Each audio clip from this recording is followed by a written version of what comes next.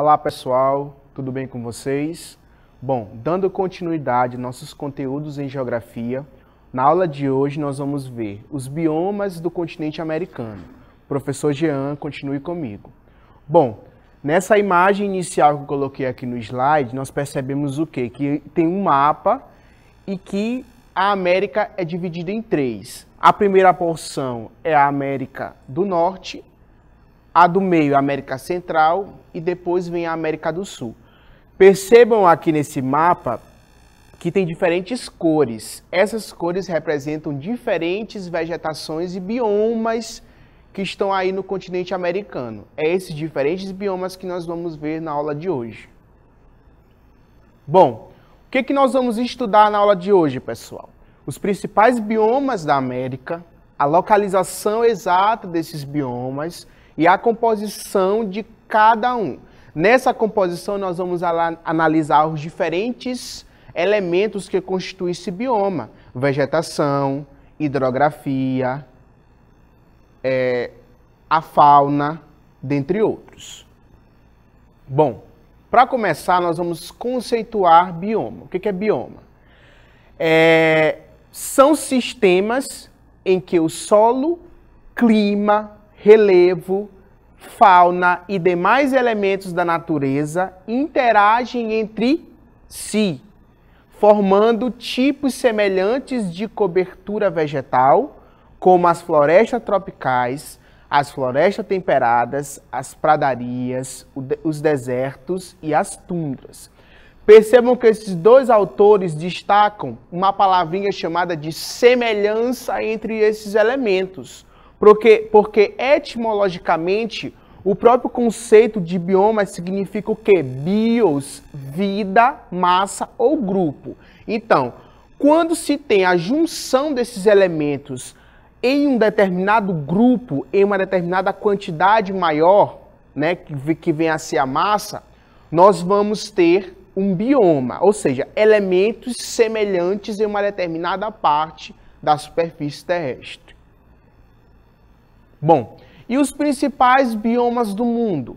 A América, que é dividida em três, tem uma singularidade. Mas até dentro da América nós temos diferenças. Nós percebemos o quê? Que as características dos biomas da América do Norte é diferente da América do Sul. Assim como na porção central do globo que nós percebemos o continente africano, ele tem uma savana, que é um tipo diferenciado de cerrado, diferente do cerrado que tem no Brasil, na América do Sul. Correto? Nós vamos ver essas diferenças desses biomas, no caso, se referindo à América. Bom, e o clima é o principal fator que influencia na distribuição da vegetação mundial. Podemos, inclusive, afirmar que a vegetação é o espelho do clima. Entretanto, outros fatores também exercem influência na distribuição vegetal do planeta Terra. Ou seja, eu tenho a vegetação, as plantas, a cobertura vegetal como um elemento que interfere na distribuição desse clima. Por exemplo, na Amazônia, que tem um clima equatorial, as plantas são mais densas, eu tenho uma propicidade de chuvas mais intensas do que, por exemplo, no deserto da África. E, consequentemente, também na Caatinga, já aqui no Brasil, na região Nordeste. Então, eu tenho uma vegetação influenciando na distribuição desse clima. Mas eu também tenho outros elementos que exercem influência na distribuição da cobertura vegetal no planeta Terra. Quais são eles? Latitude, a altitude, a pressão atmosférica, a quantidade de radiação solar, a atuação das massas de ar e, por último, o solo, a litosfera. Certo, pessoal? Bom, e quais são os principais biomas do continente americano? Em virtude da diversidade climática que o continente americano possui, encontramos no continente uma grande quantidade de biomas diferentes. Por conta que na América do Norte eu tenho um clima mais se aproximando aqui ao norte do polar, e, por exemplo, na América do Sul eu tenho ao norte um clima mais equatorial, eu tenho diferentes biomas dentro de um só continente, dentro da América. Distribuição e características dos principais biomas do continente americano. Nós vamos começar a falar sobre a tundra, ou seja, a tundra fica aqui na região norte do continente americano, próxima aqui ao Canadá e ao estado do Alasca, que pertence aos Estados Unidos. Encontramos a tundra, a vegetação tundra, em altas o quê? Latitudes, próximo a essa região aqui do Círculo Polar Ártico, uma região mais gelada, pessoal. E quais são as principais características da tundra em relação à vegetação, à cobertura vegetal? Formada por líquens e musgos, né? Que é um tipo de planta específica. Essas plantas, elas crescem o quê? Nas regiões alagadas, na primavera e verão. E durante a parte do inverno, ela fica encoberta pelo gelo, porque o inverno ali é severo. Então essas plantas, no período do inverno, elas ficam cobertas pelo gelo. Os solos da tundra. É um solo que tem uma espessura pequena, uma estreita linha da litosfera ali desse solo. Geralmente são solos muito pobres em nutrientes. Em relação aos animais, a fauna é formada o quê? Por ursos polares, lobos árticos, alguns pássaros específicos daquela região e outros animais que migram para lá na época do verão. Por que o do verão? Porque é onde a época que o clima está mais ameno, não está mais aquele inverno tão rigoroso, onde quase não é propício a vida ali durante o inverno. Então, no verão, alguns animais migram para lá nesse período. Floresta de coníferas, ou chamada de também, alguns autores chamam de floresta boreal, nessa região aqui do Canadá, do centro do Canadá. Encontramos essa floresta de coníferas nas áreas o quê? Subpolares. O que é subpolar? É uma área que não está tão gelada, mas também que não está tanto inverno rigoroso. É como se fosse subpolar, uma coisa intermediária. Nas Américas, já falando como um todo, das 3 Américas, essa floresta de coníferas ela pode ser observada o quê? Na porção norte do continente. Eu encontro floresta de coníferas apenas aqui, ó, nessa parte do Canadá, pegando um pouco aqui no norte dos Estados Unidos e aqui também na região do Alasca. Bom, principais características desse tipo de vegetação, desse tipo de bioma, ou seja, em relação à vegetação, apresenta-se o que? Bastante homogênea e com poucas espécies. O que significa isso? Que eu encontro uma vegetação que parecida em determinada extensão. É um tipo de plantas iguais, né? Não tem muita variação de espécies vegetais. Ou seja, árvores com troncos grossos, caules retos e copas em forma de cones, né? As chamadas aciculifoliadas. Essa floresta é muito explorada na produção de matéria-prima para a fabricação de papel e na indústria de papel dessa região. E os solos, apesar de serem mais ricos que os solos da tundra, apresentam também baixa fertilidade. É um solo que ainda apresenta baixa fertilidade. Ele pode ser um solo mais rico do que o bioma tundra, mas ele apresenta ainda uma baixa fertilidade. Você planta alguma coisa e não nasce, certo? Em relação aos animais, tem pouca variação nessa questão dos animais. Formada por esquilos, lebres, raposas, certo? E algumas espécies também que migram para lá quando esse clima fica mais parecido com o verão. Na época do verão, que se deixa a parte do inverno, a época do inverno, algumas espécies também migram para essa região. Porque apesar de ser um clima ainda gelado, subpolar, mas ele ainda é considerado um clima de extremo inverno, né? Um inverno rigoroso. E a vegetação mediterrânea, ó. Vocês percebem o quê? Que a vegetação mediterrânea, eu coloquei aqui essa pintura também, tanto nessa parte norte da África, na parte sul da Europa e na parte sul da América do Sul, para dizer também que está presente, ó, nessa região do Chile e nessa região bem aqui, oeste dos Estados Unidos, para vocês compararem aonde acontece essa vegetação, mediterrânea. Por quê? Ah, professor, mas a vegetação mediterrânea só acontece aqui na região do Mediterrâneo, que é o mar que separa a Europa da África. Não, acontece também, ó, no sul da África e trazendo para o continente que nós estamos falando, que é o continente americano, acontece também nos Estados Unidos e no Chile. Certo? Bom, e principais características é uma vegetação formada por espécies vegetais herbáceas e arbustivas. Essas espécies vegetais também nós encontramos algumas, né, parecidas já em biomas também aqui do Brasil. E algumas árvores esclerófilas, né, vegetais que possuem folhas duras e xerófilas. Ou seja, é parecido com algumas espécies que estão aqui no nosso cerrado, mas é semelhante das que estão no Chile e nos Estados Unidos. Os solos têm pouca fertilidade, são solos pedregosos e em relação aos animais de pequeno porte que precisam de pouca água. São exemplos de animais que estão ali. Na região da vegetação mediterrânea, ratos, veados, lebres, coelhos e dentre outras espécies. E a floresta temperada é típica da zona climática temperada, onde as 4 estações são bem definidas. Surge em latitudes mais baixas. No continente americano, ela aparece na América do Norte, aqui nessa região ao sul dos Estados Unidos, mais destacando.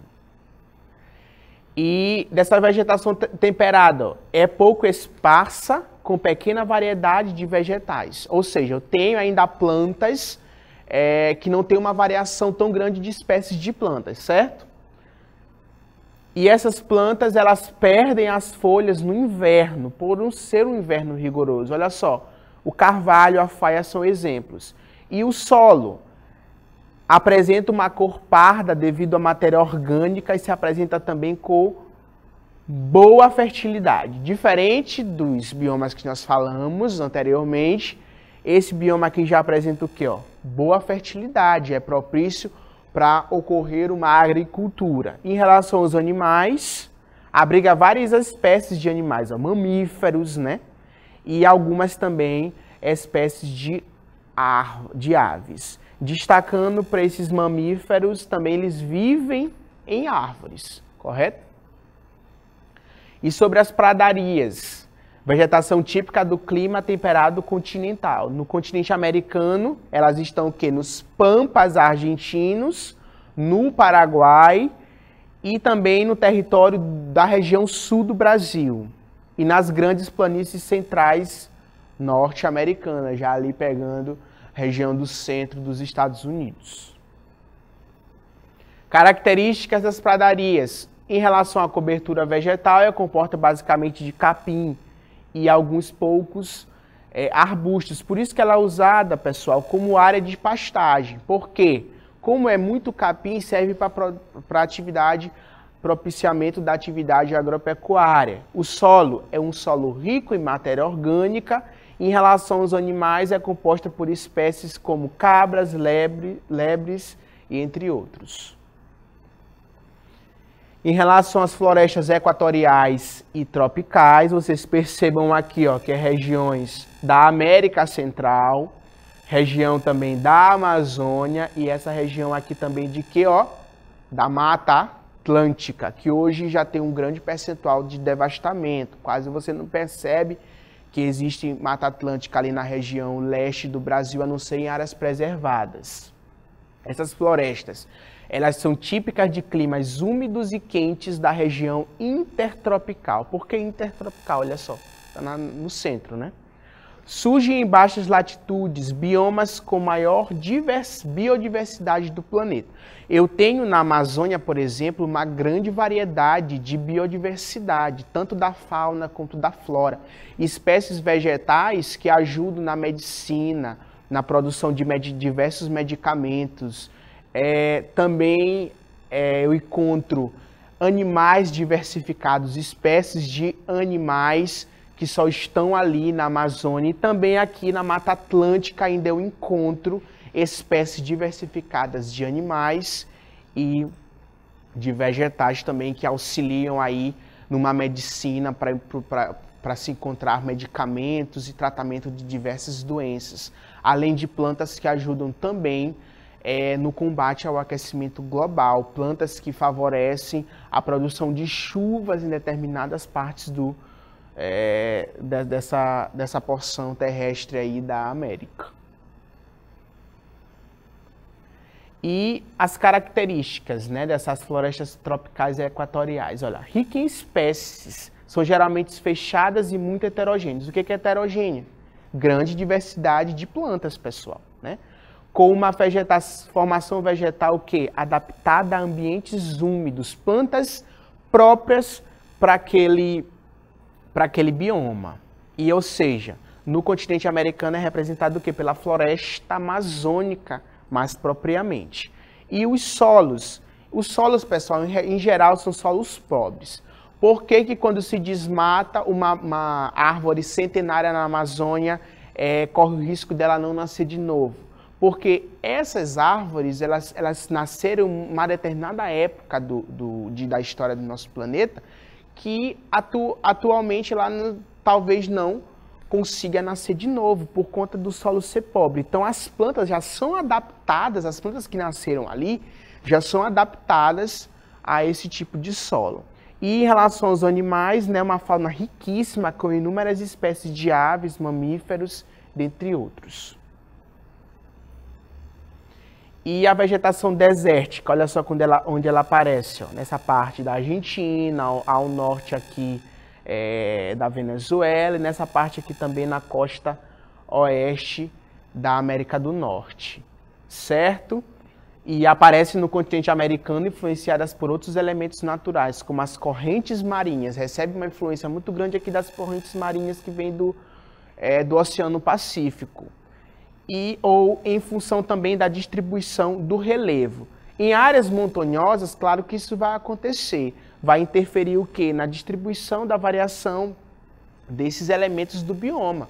Porque em áreas altas, por exemplo, com uma vegetação, com uma região montanhosa muito elevada, eu vou ter uma diversidade menor do que numa área mais plana, por exemplo, certo, pessoal? Por isso que a distribuição do relevo também vai interferir nessa vegetação.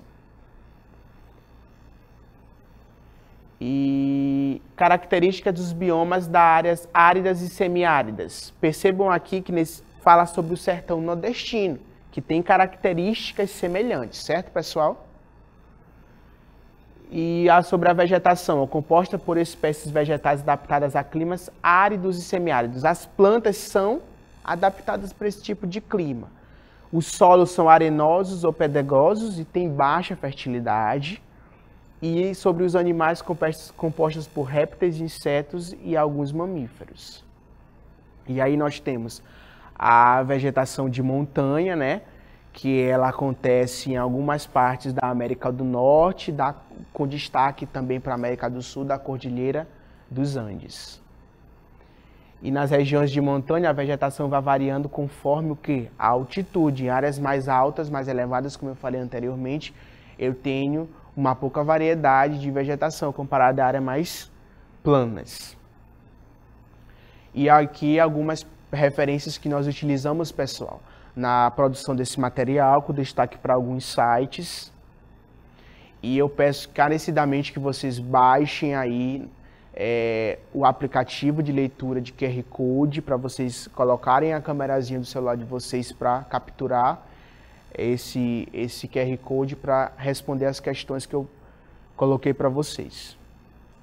E eu termino essa aula de hoje com essa frase: quanto mais você estuda, mais você aprende e se aproxima dos seus sonhos. Quanto mais vocês estudam, mais vocês vão conseguir alcançar os seus objetivos. Eu agradeço aqui a atenção de vocês e até a próxima.